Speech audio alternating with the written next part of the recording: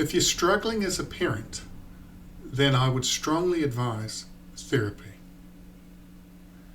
I get a lot of messages and requests to work with parents and their children.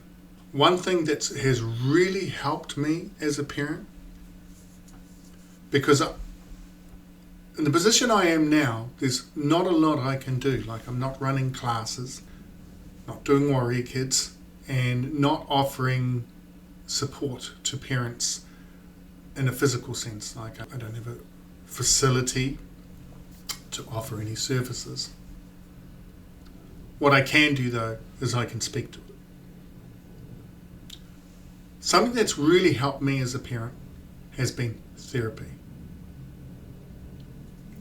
I grew up in a home of violence and abuse, and I came out of that with a lot of trauma. The way that I had been parented was not healthy, but that was my benchmark for parenting. And a lot of us have come from homes and from parents that were told to parent a certain way. There were different ideas when a lot of us were younger, especially my generation, around my generation. Our parents had certain ideas about how to bring up kids. Some of those ideas were not very healthy and did not really take the welfare and care, both short-term or long-term, of the child in mind. Some people might watch this and think, oh, well, I got hit and there's nothing wrong with me. Fine. You think that. You go with that. That's where you're at. That's fine. For me, I found that there are more effective ways of addressing behaviour and correcting behaviour with our children that don't require me to exert too much power or control. Ways that allow me to really connect with my child on a deeper level, to establish trust and to really strengthen our relationship. I'm not into airy-fairy parenting. That doesn't work. I'm not into waffling with my kids. That doesn't work. I'm not into allowing kids to do whatever they want. And this is where people get confused, because sometimes they think, they listen to me and they think to themselves, oh, you're not into disciplining or correcting children. You're more into allowing them to do whatever they want. No, not at all. It's just different ways of doing it. Sometimes the easier, quicker route is to lash out and to take the control and do a whole lot of power over stuff. From my experience, that doesn't really help the relationship between the parent and the child. It's of little benefit to both. The parent might think, aha, I sorted that out. Now they'll blink and listen to me. I was going to say another word there, but I'm trying to keep it PC. Now they'll listen to me. Yeah, but will they respect you? And we shouldn't confuse fear with respect. My son is now at university and working. My daughter is working and she's about to go to uni. She's just finished high school. They do not fear me, but they do respect me. There's a real difference. A lot of us have been brought up with fear. I was. That's how I was brought up. But there was no respect in that. The people that instilled that fear in me, my parents, uncles, aunties, I don't respect them. I never respected them. Like, I use my manners with them. I'm polite and behave respectfully, but inside I do not respect them. I do not look up to them.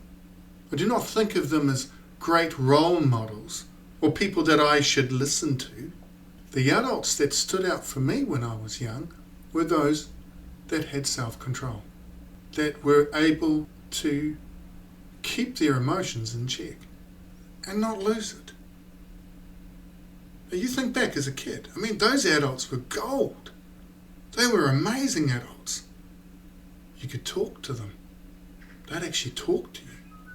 A lot of the adults that I grew up as a kid, you couldn't talk to them. They weren't interested. You're a kid. You should be seen and not heard, or not even seen half of the time. Get outside. I don't want to see you. Get out. Don't come back until the lights switch on the street. What do you call that? So a lot of us have been brought up with some very harsh parenting. And in order to change that, therapy can help. So if you're feeling you're not coping in raising your child, therapy can help. It can just give you more tools to work with. But it also allows you to look at how you were parented, what worked for you and what didn't. And it will give you new strategies, new ideas, but also a new way of being. It allows you just to really be in yourself and to own that. For me, I wanted to be different from my abusive parents. I did not want to have a home where there was violence and abuse. I wanted to be different. But how? How do you do that? You can't just want it. I have met so many people that just wanted it.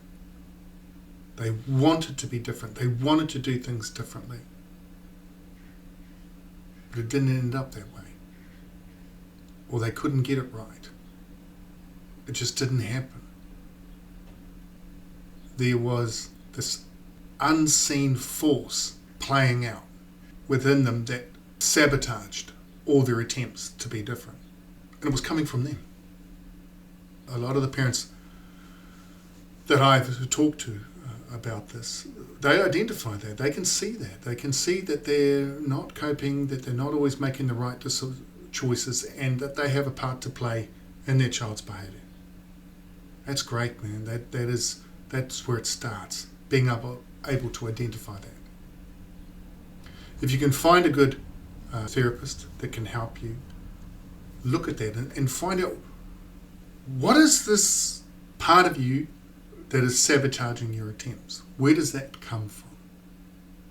A lot of the time, of course, it's the hurt from the past. So it's about us learning to be different. If you've been traumatized as a kid, typically that trauma can dictate your future. Therapy allows us to unpack that trauma, address it, deal with it. Not just talking about talking either.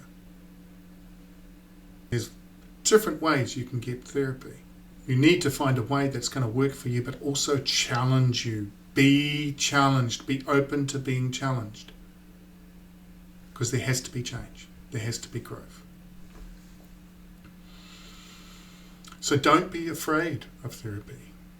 Give it a go. That want that drives you to be different, embrace it. Go with it.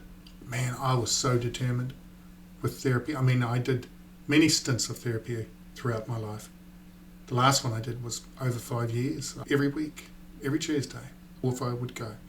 I was so determined not to repeat the cycles, to be different, to be in control, and to have a good life, man. I deserve a good life.